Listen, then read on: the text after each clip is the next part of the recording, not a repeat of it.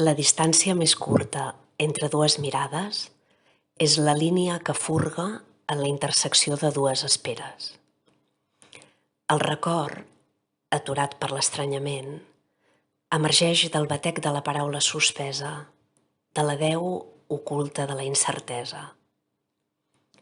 El frec impossible de les parpelles, anatomia del silenci vist des de primera línia, sacseja el ritme cardíac sota la tirania de l'angoixa.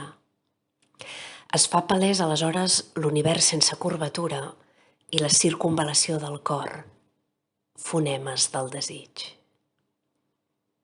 La farsa de l'espera restarà enterrada en la negació de les diferències i la reconciliació dels oposats que dialoguen amb l'alfabet de la memòria. Només en el germen de la nostra esfera abastem l'absència de futur, l'abraçada al buit. La distància més curta és la inevitable.